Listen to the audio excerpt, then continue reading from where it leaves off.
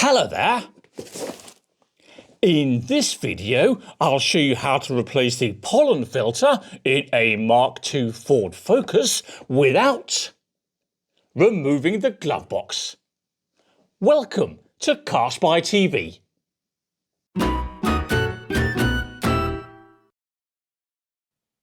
Right. This job is nowhere near as daunting as some people suggest, and it only takes a few minutes. Step 1 is to remove the fuse box from up there, because as of now, it's blocking access to the pollen filter. This white thing is the fuse box, and to remove it, first undo this thumb screw, like so. Then undo this thumb screw over here, just like that, and now let the whole fuse box pivot down. The fuse box is now pivoting on a large black metal bracket that's all the way down there near the bulkhead. I'll show you. So if we look down here on the right of the fuse box, there's one side of the bracket there, and the other side of the bracket is there. We now need to lift the fuse box off that bracket. So let's have a go, and we'll lift out this side first. So you can see I'm pushing it upwards, like so, and then shifting it forwards. And then the same on the left side. And it is awkward, but actually that came out quite well. Good. We can now see all of the bracket. It's just down here. There's part of it, that big black metal thing. And as we can see, the bracket goes all the way along here, and then all the way to that point there. Now this bracket has to be removed because it's blocking access to the pollen filter housing, which is that thing there, if the camera will focus. There we go. And to remove the bracket, we've got to undo two bolts. There's one bolt there, and the other bolt is there. To undo those bolts, we're going to use a 13mm socket, a ratchet of course, and to make life easier, an extension bar or two. As usual when I take on these jobs, it's raining. Never mind. Now the nuts have been removed, we can simply lift the bracket out of position.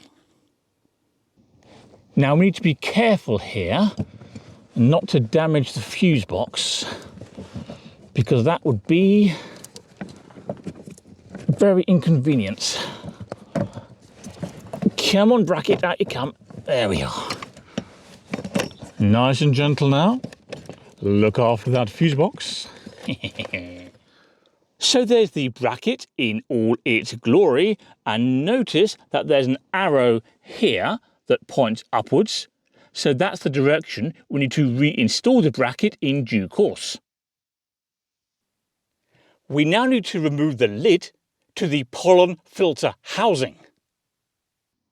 Now that lid is held shut by 3 bolts. There's one at the bottom, let's zoom in a bit, just down there. There's one in the middle there, and there's one all the way up the top there. To undo those bolts, we'll need another socket, specifically a 7mm.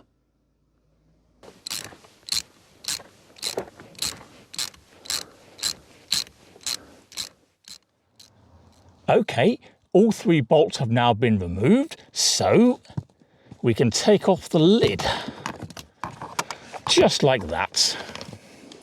There's the lid, And now, of course, we can pull out the old filter. Now, there's not a lot of room to do this, but it is nonetheless doable. Just gotta take your time and be careful not to damage the fuse box. Come on now, out you come. Nearly. We're winning. So close. Just one more bit. Stop fighting me. Aha. I'm gonna win. There we are. Next, grab some compressed air and clean out the filter housing, because there's no point putting a nice, new, clean filter into a dirty area. To install the new filter, we now need to reverse the process we've already done. This is the new filter I've chosen today. It's a Bosch M2113. And when we install it, we need to pay close attention to this airflow arrow there to make sure it's pointing in the right direction. And the right direction is pointing in towards the car like this. So slide in the new filter, like so, making sure, of course, that the arrow is pointing in the right direction. Next, replace the lid and the 3 7mm bolts that keep it shut. Now replace the big black metal bracket, and remember, the arrow faces upwards. In it goes. And now replace the 2 13mm nuts. We're nearly finished now. Just a couple more things to do.